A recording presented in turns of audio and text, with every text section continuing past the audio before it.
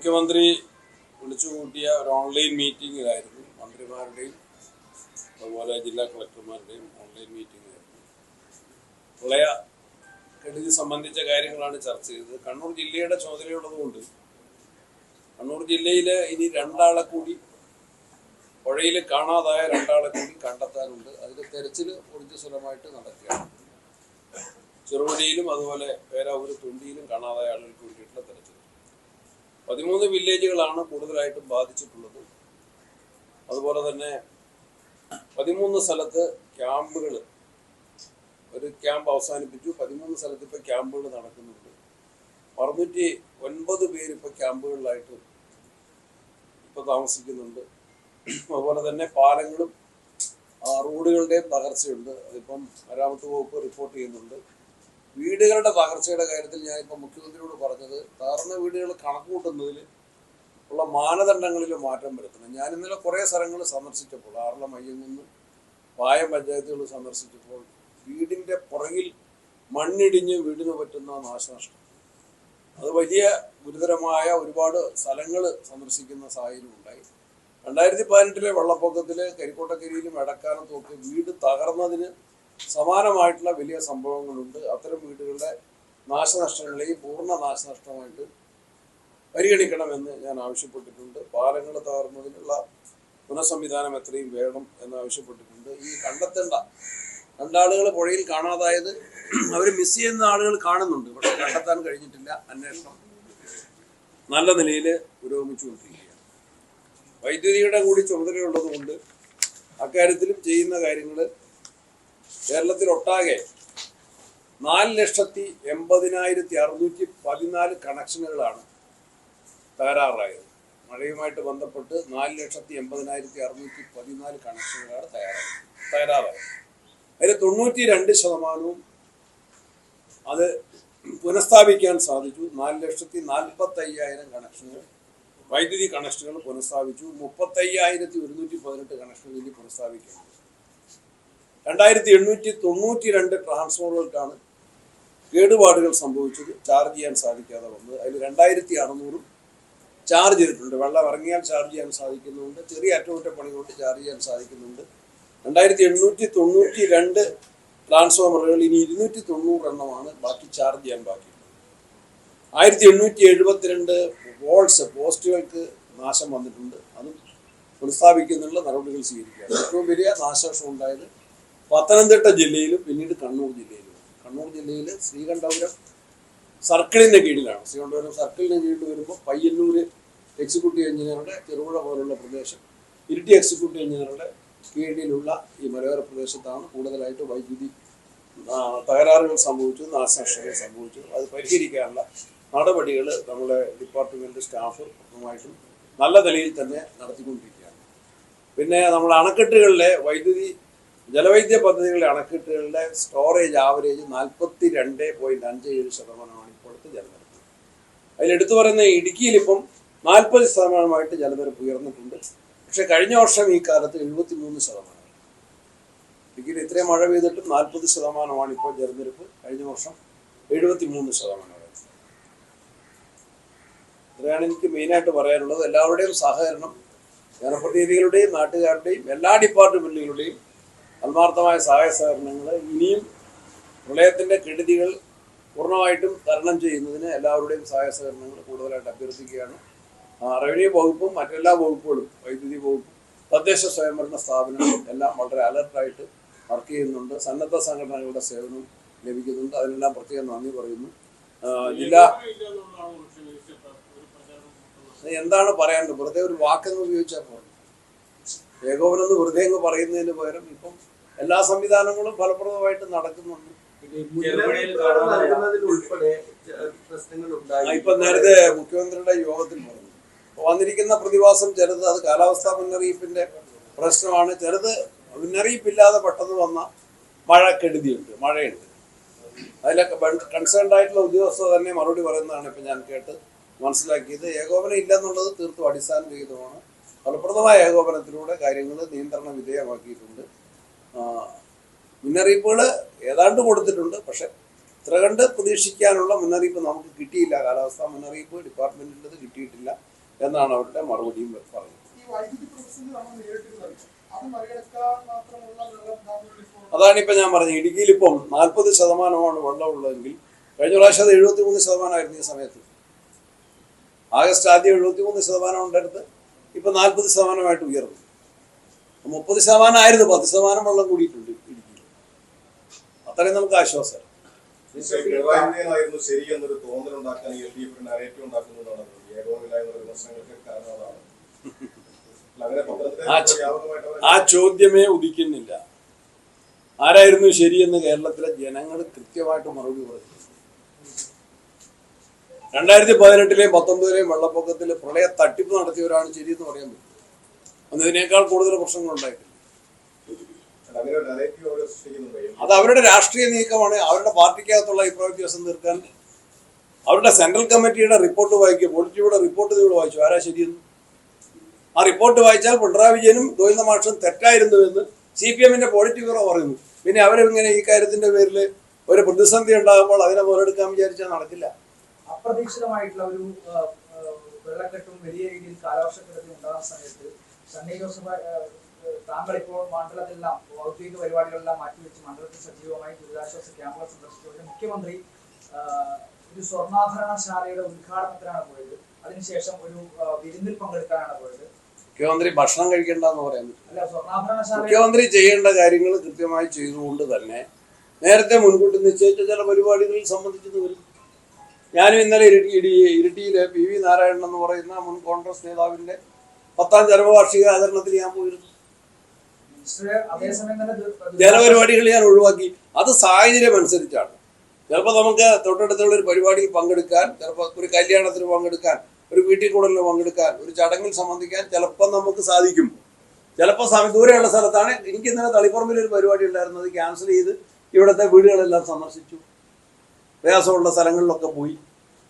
മുഖ്യമന്ത്രി ഔദ്യോഗികമായിട്ട് ചെയ്യേണ്ട കാര്യങ്ങളെല്ലാം കൃത്യമായിട്ട് ചെയ്തുകൊണ്ട് തന്നെ മുൻകൂട്ടി നിശ്ചയിച്ച ചില പരിപാടിയിൽ പങ്കെടുക്കുന്നതിനോ അല്ലെങ്കിൽ എവിടെയെങ്കിലും പോയി ഉച്ചഭക്ഷണം കഴിക്കുന്നതിനോ ഒരു തെറ്റുമില്ല. അതൊക്കെ തെറ്റായിട്ട് കാണുന്ന ദുഷ്ട മനസ്സിന്റെ ആ മാനസികാവസ്ഥയാണ് നമുക്ക് അപലപിക്കേണ്ടത്. അതിനോട് ചേർന്ന് ഹെലികോപ്റ്റർ യാത്ര അങ്ങനെയുള്ള വിവാദങ്ങളൊക്കെ വരുന്നുണ്ട്. അതൊക്കെ ഹെലികോപ്റ്റർ മേടിച്ചതല്ലേ വിവാദമായിരുന്നു. ഹെലികോപ്റ്റർ വാടകയ്ക്ക് എടുത്തു.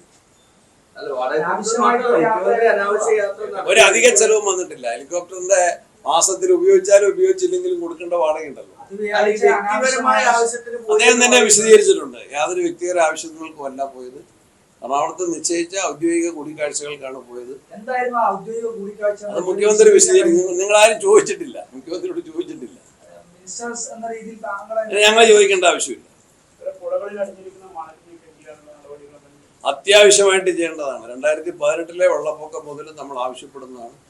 നിങ്ങളിപ്പോൾ കണ്ണൂരിൽ നിന്ന് വന്ന പത്രക്കാരുമാണെങ്കിൽ ഒന്ന് പാലപ്പുഴ പോയി നോക്കും. ആറളം ഫാമിലേക്കുള്ള പ്രവേശിക്കുന്ന പാലം, അതിന് മെത്തി ഒഴുകിയിട്ട് അത്രയോ വേസ്റ്റാണ് ആ പാലത്തിൻ്റെ ഇപ്പോഴത്തെ വെള്ളം ഇറങ്ങിക്കഴിഞ്ഞപ്പോൾ ആ പാലത്തിൽ അടിച്ചുകൂടിയിട്ടുള്ളത്. അതിൻ്റെ കാരണം എന്താണെന്ന് വെച്ചാൽ പുഴകളിൽ വെള്ളം കെട്ടി നിൽക്കുന്നതിനോ ഒഴുകുന്നതിനോ ഉള്ള സ്ഥലമില്ല. അവിടെ മണ്ണടിഞ്ഞു കൂടിയിരിക്കുകയാണ്, മണലടിഞ്ഞു കൂടിയിരിക്കുകയാണ്. അത് മാറ്റാനുള്ള ഒരു നടപടി സ്വീകരിച്ചിട്ടില്ല. മാറ്റുന്ന കാര്യം ക്യാബിനറ്റിൽ ചർച്ച ചെയ്തിരുന്നു. അതിന് ഉചിതമായ തീരുമാനം എടുക്കുമെന്നാണ് ഞാൻ പ്രതീക്ഷിക്കുന്നത്. അതാണ് അതിൻ്റെ ഒരു റിപ്പോർട്ട് ചെയ്യേണ്ട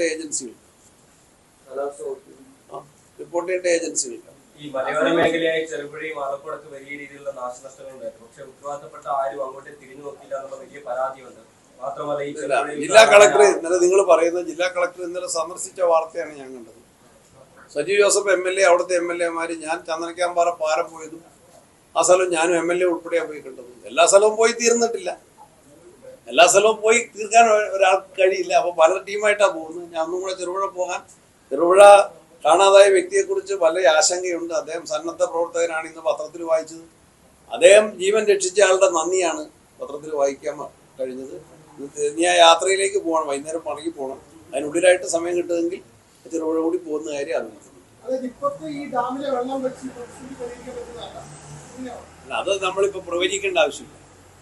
ഇപ്പോഴത്തെ സിറ്റുവേഷനാണ് ഞാൻ പറഞ്ഞത്. കഴിഞ്ഞ കൊല്ലം 73% വെള്ളം ഉണ്ടായിരുന്നിടത്ത് ഇപ്രാവശ്യം മഴ കിട്ടിയപ്പോൾ 40% ഉയർന്നു. ഇനി മഴ കിട്ടാമല്ലോ. വീഴ്ച ആർക്കണ്ടോ? അല്ല, വീഴ്ച വന്നിട്ടില്ല. അല്ല, അതല്ല മുന്നറിയിപ്പ് ഇല്ല, അക്കാര്യത്തിൽ പരിശോധിക്കണം. ഞാൻ അതിന്റെ വിദഗ്ധനല്ല. ബന്ധപ്പെട്ട കാലാവസ്ഥാ മുന്നറിയിപ്പ് വകുപ്പ് എന്റേതല്ല. വകുപ്പ് എന്റേതല്ല. കാലാവസ്ഥാ മുന്നറിയിപ്പ് ലഭിക്കുന്നതിൽ വീഴ്ച സംഭവിച്ചു എന്നുള്ളതാണ് വകുപ്പ് എന്റേതല്ല. നിങ്ങൾക്ക് വിലയിരുത്താം. കാര്യം പരിശോധിക്കേണ്ടതാണ്. ഇന്നത്തെ യോഗത്തിൽ ഉൾപ്പെടെ അക്കാര്യം ചർച്ചയായിരുന്നു. അത് വിശദീകരണം കിട്ടി. ഞാൻ പറഞ്ഞല്ലോ, അത് ബന്ധപ്പെട്ട ഉദ്യോഗസ്ഥരാണ് അത് വിശദീകരിക്കുന്നത്. അവർക്ക് കിട്ടിയ മുന്നറിയിപ്പുകൾ നൽകിയിട്ടുണ്ട് എന്നാണ് പറഞ്ഞത്. ഇല്ലില്ല, ഉദ്ഘാടനത്തിന് അത് സജ്ജമാകണ്ടേ. ബാറ്ററി സ്റ്റോറേജിന്റെ പ്രവർത്തനം ഞാൻ 5 സ്ഥലങ്ങളിൽ 4 സ്ഥലങ്ങളിൽ ഞാൻ വീക്ഷിച്ചു. ഞാൻ തന്നെ പോയിട്ട് പരിശോധിച്ചു. മയിലാട്ടിയിലും മുള്ളേരിയിലും ശ്രീകണ്ഠപുരത്തും തിരുവനന്തപുരത്തെ പോത്തൻകോടും സന്ദർശിച്ചു. ഒരു സ്ഥലത്ത് അതിന്റെ ബന്ധപ്പെട്ട ചീഫ് എഞ്ചിനീയർ അയച്ചു. അരീക്കോട് പരിശോധന നടത്തി. ആ പ്രവർത്തനങ്ങൾ നന്നായിട്ട് തന്നെ പുരോഗമിക്കുന്നുണ്ട്. വേഗത്തിൽ തീർക്കാൻ വേണ്ടി ആണ് എല്ലാ നിർദ്ദേശങ്ങളും നൽകി. ഈ പത്തനംതിട്ടയിലും റാന്നിയിലും ഉൾപ്പെടെ ഭരണപക്ഷ MLA-മാർ തന്നെയാണ് അതിനകത്ത് ഉദ്യോഗസ്ഥ തലത്തിലും ഭരണതലത്തിലും ഒക്കെ വീഴ്ചകൾ സംഭവിച്ചെന്ന് അവരെ ദുരിതാശ്വാസ ക്യാമ്പുകളിൽ അപ്പൊ സത്യസന്ധമായ വിലയിരുത്തലായിരിക്കും. MLA-മാർക്ക് അഭിപ്രായം പറയുന്നതിന് എന്താ തെറ്റ്? അവർക്ക് സജീവമായിട്ടുണ്ട്. ഇന്നലെ പത്തനംതിട്ട MLA ടൗണ് വൃത്തിയാക്കുന്ന, വ്യാപാര സ്ഥാപനങ്ങൾ വൃത്തിയാക്കുന്ന രംഗം കണ്ടത്. ആ ഇനിഷ്യേറ്റീവിന് പ്രത്യേകമായിട്ട് അപ്രീഷിയേറ്റ് അവിടെയുള്ള ഔദ്യോഗിക സംവിധാനങ്ങൾ അത് വിലയിരുത്തുമ്പോൾ ജില്ലാതലത്തിലുള്ള പത്തനംതിട്ടയുടെ ചാർജുള്ള ആളുകൾ അത് വിലയിരുത്തും. പോരായ്മയുണ്ടെങ്കിൽ തിരുത്തും. എന്തെങ്കിലും കുറ്റകരമനാവസ്ഥ ഉണ്ടെങ്കിൽ അത് പരിശോധിക്കും. മുഖസ്തുതി പറയുന്നവരല്ല ഭരണകക്ഷി MLA. ക്രിയാത്മക വിമർശനം നടത്താനും അവർക്ക് അവകാശമുണ്ട്. അവര് പറയുന്ന വിമർശനം എന്ന് പറയുന്നത് ഭരണതലത്തിൽ വീഴ്ച സംഭവിച്ചു എന്നാണ്. പരിശോധിക്കും. അങ്ങനെ വിമർശിക്കാനും അവകാശമുണ്ട് MLA-മാർക്ക്. MLA-മാർ ഞാൻ നേരത്തെ പറഞ്ഞല്ലോ, സർക്കാരിന്റെ മുഖസ്തുതി പറയലല്ല, ജനങ്ങളുടെ പക്ഷത്ത് നിന്ന് തെറ്റുകൾ ഉണ്ടാകുന്ന ചൂണ്ടിക്കാണിക്കുക. ഞാൻ പറഞ്ഞിട്ടില്ലേ, ഇരിട്ടിയിൽ വെള്ളപ്പൊക്കം ഉണ്ടായപ്പോൾ ഇന്ന കാര്യങ്ങൾ ചെയ്യണമെന്ന് പറഞ്ഞിട്ടില്ലേ? ഉരുളോട്ടുണ്ടായി പറഞ്ഞിട്ടില്ലേ? ഏത് ഗവൺമെന്റ് നോക്കിയിട്ടല്ല.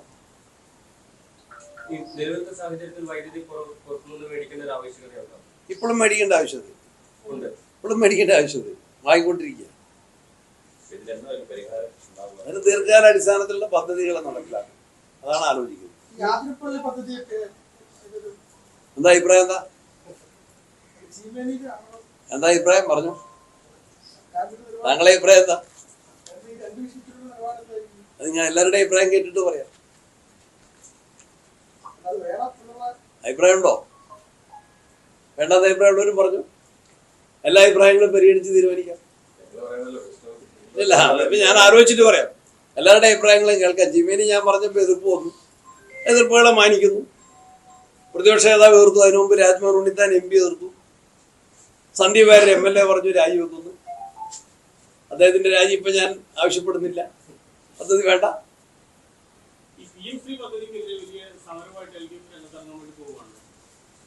ആ തട്ടിപ്പ് ജനങ്ങൾക്ക് തിരിച്ചറിയാൻ സാധിക്കുമല്ലോ. വിജയ ഏത് വിജയ?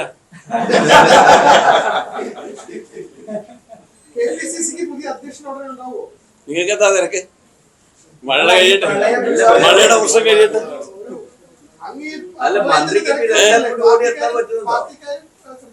അത്യാവശ്യം ഞാൻ മാത്രമല്ലോ, APCC അതിശക്തമാണ്.